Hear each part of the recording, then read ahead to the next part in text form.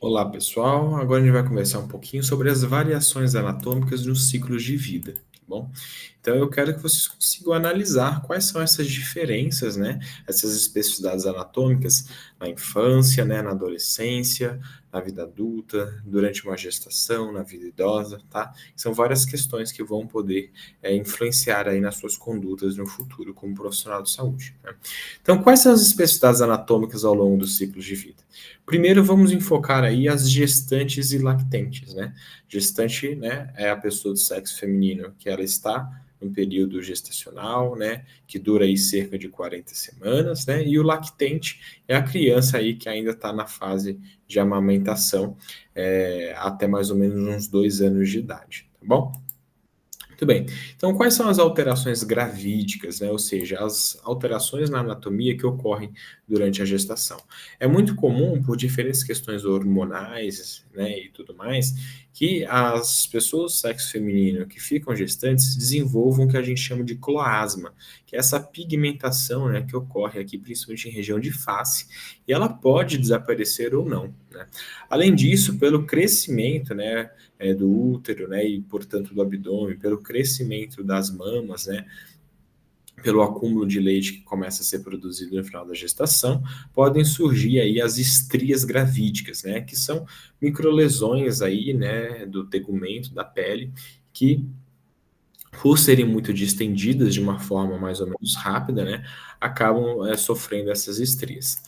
Além disso, existe a famosa linha negra, né, ou linha negra, que é uma linha que fica aqui no plano mediano do abdômen, bastante escurecida e que surge durante a gestação. Tá bom, o útero, né, ele fica geralmente aqui no interior da sua pelve, né, e ele é um órgão bastante pequeno, né, chega a ser até menor que o punho, né, o seu punho fechado, e ele vai crescendo ao longo das semanas de gestação até chegar no ápice, né, do crescimento aqui em 40 semanas, que até acontece o quê? Que o abdômen até dá uma rebaixada, né? Porque o bebê acaba encaixando na pelve, né?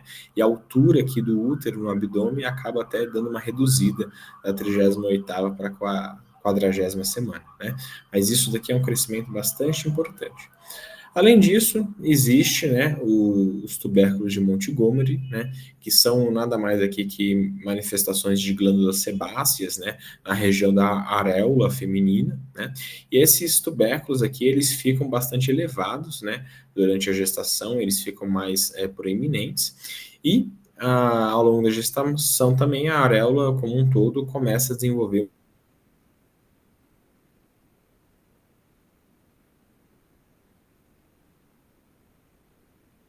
disso, né, é muito importante a gente saber da pega, né, para a mamada, né, que é a posição correta para a amamentação, né? Então aqui a gente tem uma mama, né, gravídica, veja que os tubérculos de Montgomery, né, mais elevados, né, e a areola mais pigmentada, né, e aqui a gente vê um esquema de como seria, né, a disposição, né, do bebê para poder fazer a amamentação.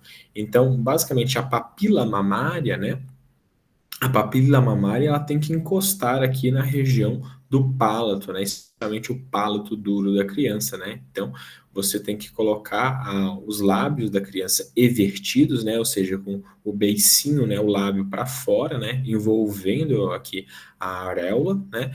E a papila mamária encostando mais ou menos aqui, fazendo uma voltinha para cima para o palato duro, tá bom? Não pode entrar mais que isso, porque senão você pode engasgar o bebê, né? Inclusive tendo outros riscos também, né? E os lábios, eles têm que estar assim para gerar uma sucção mais efetiva. Bom, muito bem. E nas crianças e nos adolescentes no geral, o que mais surge à mente, né, de variação da anatomia ao longo da vida é a estatura, né? Que vai alterando por causa do crescimento. Basicamente, pessoal, quando a gente fala a palavra altura, ela deveria se referir apenas quando a gente mede os indivíduos, né, em pé. Mas quando a gente, por exemplo, tem os bebês, né, os recém-nascidos, eles não conseguem ficar em pé ainda. Então não é correto falar que a gente está aferindo, né, medindo a sua altura. A gente mede a estatura, tá bom? Tudo bem.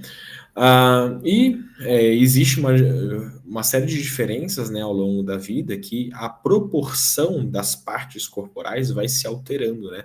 Podem reparar aqui, ó, que a cabeça do bebê ela é muito maior em proporção à cabeça do adulto em relação ao corpo como um todo, né? A mesma coisa que acontece com o abdômen. Enquanto que ao longo do crescimento os membros, né, eles vão ganhando uma proporção muito maior em relação ao abdômen e à cabeça, tá certo? E isso vai variando aí, né, de pessoa para pessoa, de biotipos, né, de genética, mas existem essas diferenças proporcionais que, inclusive, influenciam em como você avalia ou não, né, a antropometria desse paciente. Existe um cálculo, né, que é muito famoso, feito para a gente poder pensar qual que é a estatura-alvo de um paciente, né? Então, existem diferenças entre os sexos, né? Então, pessoas do sexo masculino, né, os meninos, e pessoas do sexo feminino, as meninas, elas têm uma tendência a ir até alturas diferentes, com os meninos tendo alturas mais elevadas na média, né? Como que a gente calcula essa estatura-alvo? Basicamente, a gente vai somar a estatura paterna com a estatura materna, né, do pai e da mãe biológico, em centímetros, né? E no caso dos meninos, a gente vai somar 13 centímetros nessa soma como um todo, e no caso das meninas, a gente vai subtrair 13 centímetros. E dessa soma toda, em ambos os casos, a gente vai dividir por 2, né? Este valor é a sua estatura-alvo, ou seja, o quão esperado é que a pessoa tenha, né, depois do completo crescimento. É lógico que existe uma variação aí que muda conforme a literatura, mas podemos adotar aqui uma variação de mais ou menos 5 centímetros, tá bom? Então isso é interessante para vocês visualizarem e terem uma noção do quanto o paciente tende a crescer durante uma avaliação de um adolescente, né? E porque tudo isso ocorre, essas variações, elas têm muita relação com a puberdade hormonal, né? Que são as alterações, né, de hormônio que ocorrem na criança em diferentes idades, né, para poder fazer um amadurecimento sexual. Né? Então, basicamente, isso tem a ver com o nosso famoso aqui, né, eixo hipotálamo-hipófise, né, com um glândula-alvo, né, seja uma atuação direta aqui nos ovários, no caso do sexo feminino, ou no testículo, no caso do sexo masculino, e também atuando na glândula adrenal, né, em ambos os sexos, né. Então, o que que acontece? Esse eixo, né, hormonal, quando começa a ter uma influência da glândula adrenal, produz aí um hormônio que vai fazer o que a gente chama de pubarca, né, que é o aparecimento dos pelos pubianos, né, que começam inicialmente em região de virilha, né, e depois vão migrando para a região de raiz de coxa, né. Quando ocorre, né, esse aparecimento dos pelos da pubarca, a gente fala que ocorreu a adrenarca, né? Ou seja, houve essa mudança aí de produção de hormônio através da glândula adrenal. Existe, né, o eixo hipotálamo-hipófise, com a glândula sexual específica, que vai ser o que vai produzir as nossas características sexuais secundárias e vai permitir a atividade reprodutiva, né, ou seja, produzir aí espermatozoides e fazer a liberação aí de ovócitos, né, para você poder fazer fecundação. Esse eixo, né, ele começa a produzir, aumentar a produção de estrogênios no geral, nos ovários, e de testosterona, né, no testículo, além de outros hormônios, e isso faz o que a gente chama de gonadarca, né, que é uma ativação dessas gônadas, né, para elas terem uma atividade reprodutiva ativa. Né? E a puberdade é todo esse processo, né? É esse envolvimento de aparecimento de pelos pubianos, é esse aumento de produção de hormônios sexuais. Né? E tudo isso, pessoal, faz o que a gente chama de vários estágios puberais, né? Os estágios puberais são as fases da puberdade que são diferentes entre o sexo feminino e o sexo masculino, né? Basicamente, né, existe uma maior produção de hormônio quando a gente entra na puberdade, e isso, antes disso acontecer, a gente está no que a gente chama de estágio 1, né? O estágio 1 nada mais é do que a produção de hormônios que ainda está latente e a criança está numa fase infantil, né? Então, aqui, essa tabelinha coloca as características, né, das fases puberais, né, as fases de Tanner, né, durante os estágios. O estágio 1, então, com os pelos púbicos ausentes e com as mamas sem uma modificação, né? É a criança, né? E depois, no estágio 2, começa a aparecer pequena quantidade de pelos finos e longos, né? Nos lábios, né?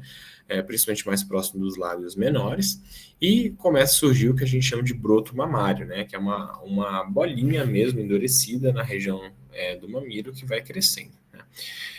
E aqui já começa a ocorrer maior atividade de glândula sudorípara, né, e dá um estirão de crescimento no sexo feminino.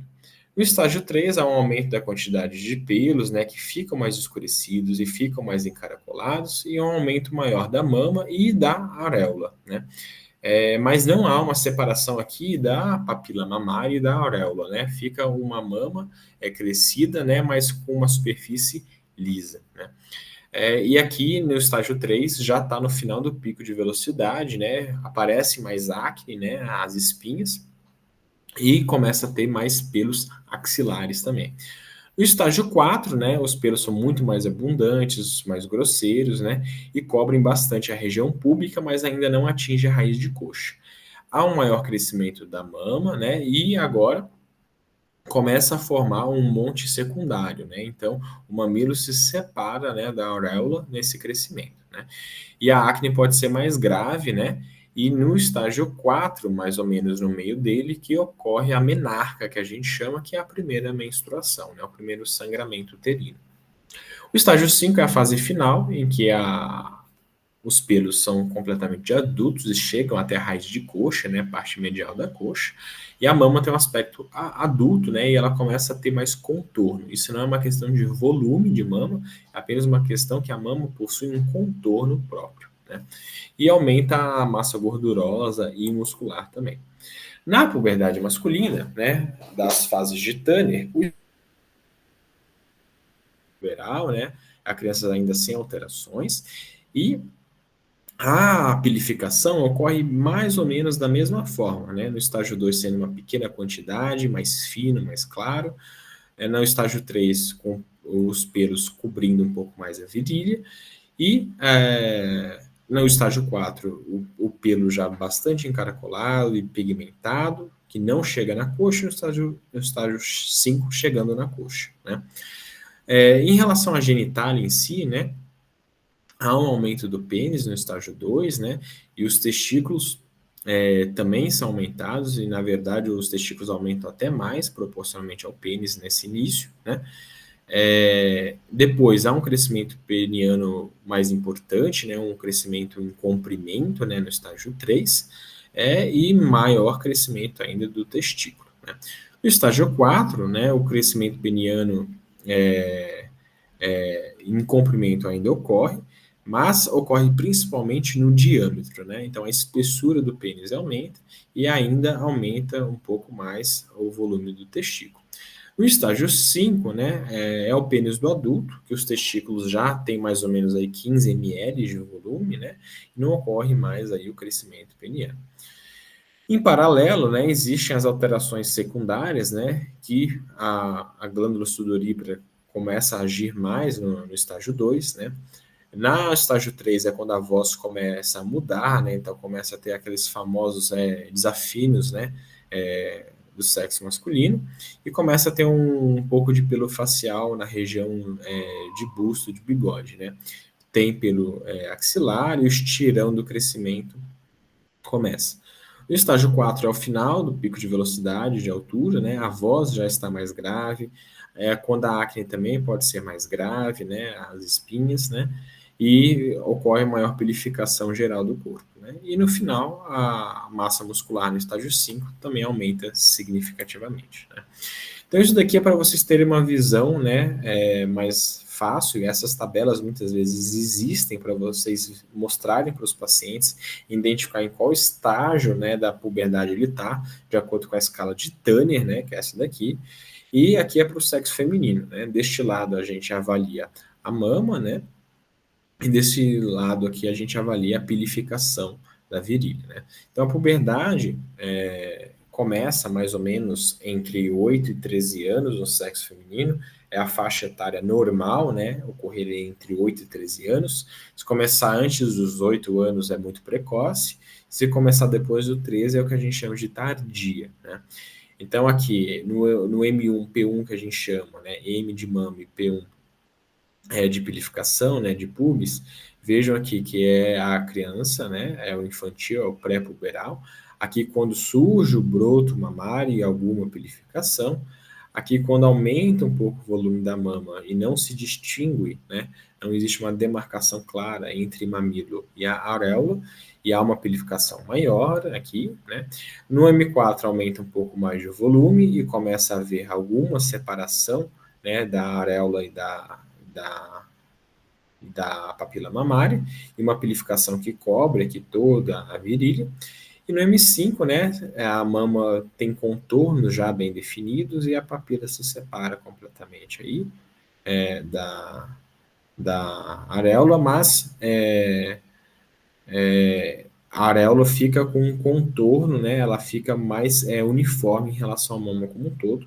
E no P5 aqui a pilificação chega na raiz da coxa. No sexo masculino, a puberdade é normal entre 9 e 14 anos, né? Então, começar a primeira atividade, né, de aumento testicular ocorre na fase que a gente chama de G2, né? Se começar antes dos 9 anos é precoce, depois dos 14 é tardia, né? Então, a gente tem a criança, né, pré-puberal. Aqui, ó, tem um aumento testicular, né, e com pouca pilificação. Aí vai aumentando a pilificação progressivamente e vai aumentando o pênis tanto em comprimento quanto em espessura até chegar na fase adulta. Bom, e tudo isso é importante por quê? Porque quando a gente vai fazer uma avaliação clínica, né, uma avaliação nutricional, toda a questão do crescimento, da puberdade, deve ser considerada, especialmente se você está avaliando não só uma criança com uma adolescência normal, né, é um adolescente, né, num processo puberal normal, mas se ele tem fatores de sobrepeso, de desnutrição, é importante saber em qual fase ele está de puberdade para saber se isso pode estar prejudicando mais ou menos o seu crescimento, né? Então vejo aqui no sexo feminino, né, como que varia, né, o crescimento do sexo feminino ao longo da idade e das fases da puberdade. Então, o pré-puberal está crescendo aqui numa faixa contínua. Quando entra na puberdade, o sexo feminino começa a ter um estirão, tem um pico de estirão em M3, e quando está mais ou menos aqui no meio de M4, que é quando ocorre a menstruação, já está em declínio de crescimento. Então, quando a pessoa do sexo feminino menstrua, ela já está em declínio e no M5 está praticamente parando de crescer, né? No sexo masculino, por outro lado, o G2 aqui está ainda numa fase estável, né, de crescimento, e só no G3 ocorre um pico, um estirão, né, de crescimento, com picos chegando em G4. E no G5 que começa a ter um declínio. Então veja que o sexo masculino pode demorar um pouco mais para entrar no estirão de crescimento, mas o estirão dura por mais tempo, né? O pico de velocidade dura por mais tempo, e por isso que acaba tendo uma diferença média do sexo masculino ser um pouco mais alto do que o sexo feminino. Bom, e nos idosos, né? Como que ocorrem variações da anatomia nos idosos? Idoso, só por definição, né, que a gente nem falou muito dessas definições, mas a adolescência era definida entre os 10 e os 20 anos, né? Existem outras definições, né, legais e na área de saúde, mas a que a gente adota aqui é de 10 a 20 anos. E os idosos são todas as pessoas com acima de 60 anos aqui no Brasil, né? A ONU e a OMS, né, a Organização Mundial de Saúde, né, e a Organização das Nações Unidas, já colocam para países de renda alta que a pessoa idosa é só a partir de 65, isso por causa da maior expectativa de vida, né? E o idoso, por definição, é isso, é um critério etário, né, de idade, e a gente tem que diferenciar esses dois conceitos, senescência e senilidade, né? A senescência é o processo de envelhecimento comum, típico, né, convencional, que todos irão passar. A senilidade é quando esse processo de envelhecimento ele é mais grave, ele é mais acentuado, né, ele é mais profundo para algum indivíduo por causa de diferentes fatores extrínsecos, né, como uma alimentação não adequada, atividade física inadequada, condições psicossociais e ambientais no geral, né, que podem fazer senilidade, que é um processo de senescência não saudável, né. Tudo bem. E o que ocorre na senescência, né, ou seja, no envelhecimento normal?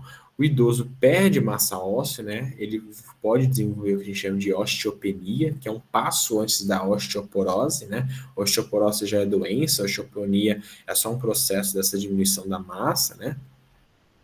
Ocorre uma diminuição da massa muscular, que a gente chama de sarcopenia, né? Há um aumento, né, de gordura localizada no tronco, né? Nos omentos, né, que são aquelas estruturas que estão no interior do abdômen, nos lóbulos das orelhas, na região do mediastino, aqui no tórax, né, na região perto do rim. Então, ocorre um aumento localizado de gordura no geral, né? Isso, inclusive, altera, né, os padrões que a gente tem de IMC e de outras curvas, né, e medidas para o idoso, né? Existe uma tolerância maior, né, com a massa geral do idoso, né, com circunferências e tudo mais, né. Há uma diminuição da gordura subcutânea dos membros, né, então o idoso fica lá com os membros fininhos, né, mas com o tronco, né, mais aumentado, né, e há uma diminuição do peso e do volume cerebral aí também durante a senescência, tá bom? E é muito importante a gente notar algumas questões dessas variações anatômicas, né? Por exemplo, a sarcopenia, ela pode influenciar muito no que a gente chama de capacidade funcional, né? Determinando uma incapacidade funcional. A sarcopenia, né, que era aquela diminuição da massa muscular, que pode estar associada a uma baixa atividade física, né? Ela é influenciada por várias questões, né, como os fatores nutricionais, metabólicos, neurais, hormonais, imunológicos, né? Mas é um processo que ocorre, é uma diminuição das fibras musculares em si, né, seja em tamanho, seja em quantidade, né? E um aumento da gordura que está próxima aí dentro dos músculos, né? E tudo isso, né, dentro da sarcopenia, pode gerar duas coisas principais, que é a fraqueza, uma fraqueza muscular geral, né? O idoso não tem força para fazer as suas atividades diárias, e até uma diminuição da mobilidade, o idoso fica com dificuldade de se movimentar. Isso tudo pode determinar uma incapacidade funcional, né? Ele não tem funcionalidade para as tarefas do dia a dia, e aumentar a sua dependência, né? Ou seja, ele precisa aí de aparelhos auxiliares ou de pessoas mesmo para auxiliar nas suas atividades diárias, né? Então, por isso que é muito importante um processo nutricional para manter essa massa muscular preservada, né? Além disso, né, na senescência, ocorre uma perda da elasticidade da mucosa intestinal, ocorre uma diminuição geral do peristaltismo, facilitando aí processos de constipação, né? Ocorre uma redução da secreção gástrica, então isso que é uma das explicações para ter dificuldade de digestão no idoso, né? Ele acaba comendo menos, né? Volume, porque fica com mais azia, fica com mais queimação, né? Tem uma dificuldade de digestão, fica mais com sensação de estômago cheio, né? E ocorre também muitas vezes aí a perda de dentes, né? Que pode determinar a necessidade de uso de dentaduras, de próteses, né? Para poder facilitar o processo de alimentação, né? E o idoso, né, durante a sua senescência, ocorre variações na sua estatura e nas classificações do estado nutricional, né? Então veja aqui essa figura comparando, né, um adulto de 50 anos e um idoso de 90. Olha como uma perda aqui de estatura, né? Olha como há um encurvamento aqui da coluna vertebral, né? Começa um tronco a ficar com mais acúmulo de gordura, há uma perda muscular aqui nos membros, né? Enfim, tudo isso, né, a gente fala que, em geral, a partir dos 40 anos se perde 1 centímetro por década, né? Então, a pessoa entre os 40 e os 90 vai perder aí 5, 6 centímetros mais ou menos, né? Isso tudo por causa do achatamento dos arcos, né, dos pés. Então, o pé fica um pouco mais plano, né? E também ocorre um achatamento dos discos intervertebrais, que eram aqueles discos de cartilagem que ficavam entre as vértebras, né, da coluna vertebral. Isso tudo, nessa diminuição de altura, faz com que a gente tenha uma tolerância maior de estado nutricional, né, para a gente definir o que é um idoso eutrófico, baixo peso ou com obesidade, né. Então, o MC ele fica um pouco mais largo, né, para os idosos, sendo que a eutrofia é determinada aí entre o 22 a 27, né, quilogramas por metro quadrado. Bom, tudo bem, pessoal. Agora, a gente já vai emendar uma questão super importante, que são as medidas antropométricas de fato, né? Então, assim, quais são os marcos anatômicos utilizados para a gente medir o corpo aí numa avaliação clínica, né? Então, quais são os principais métodos de antropometria que vocês devem conhecer, né? A primeira delas, que a gente já até comentou, é o IMC, né? Que é o índice de massa corporal. Como que a gente calcula o IMC? O IMC é calculado pelo peso, né, a massa corporal em quilogramas, dividido pela altura, né, em metros quadrados, né? Então, isso daí é uma divisão simples, né? Então, basicamente, você pega o peso e você divide pela altura duas vezes, né? Só para você entender a conta que é feita, né? É normal para o adulto, né, de 18,5 a 24,9, sendo que abaixo disso é o baixo peso, variando os graus de desnutrição, né? E se for 25 ou mais, a gente já tem aí uma classificação de sobrepeso, né? Os variados graus de sobrepeso e obesidade. Tá bom?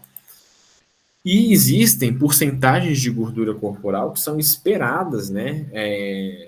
E recomendadas, né? Entre os adultos, tanto para o sexo masculino quanto para o sexo feminino.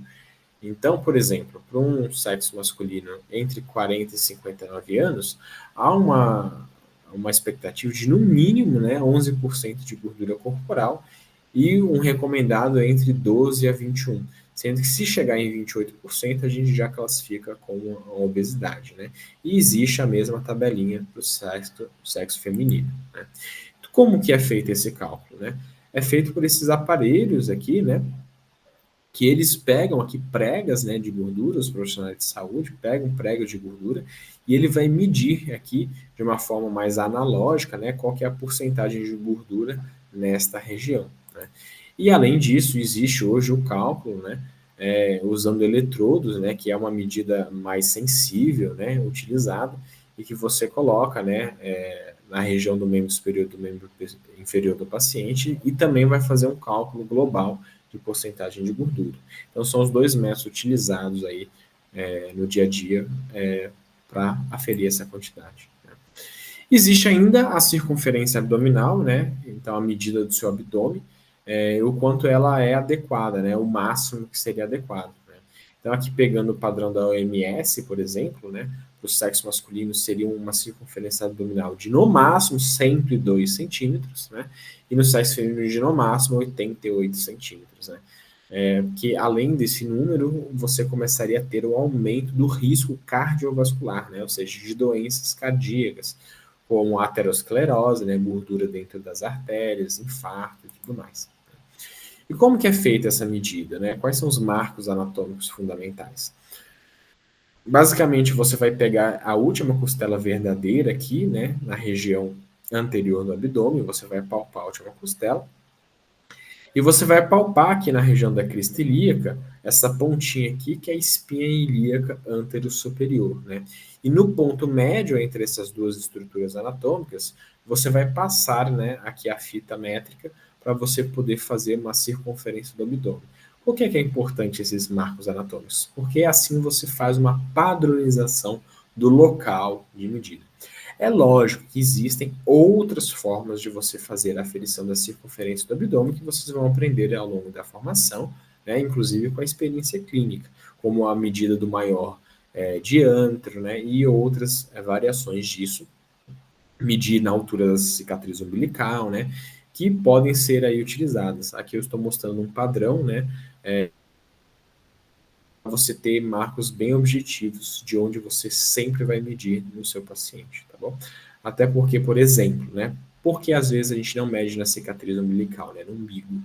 Porque, por exemplo, se o paciente tem uma barriga, né, um abdômen maior, em forma que a gente chama de avental, né, que ele cai um pouco o abdômen, porque ele é flácido, o umbigo, né, ele pode descer um pouco e você ter uma falsa medida aí, né, não adequada, não padronizada desse abdômen, certo? Tudo bem. E existe a circunferência braquial, né, que ela é muito sensível aí para você ver alterações, né, do acúmulo de gordura no corpo, né? E como que é feita essa medida? Você vai palpar aqui, né, o acrômio, né, que é aquela extremidade lateral da escápula,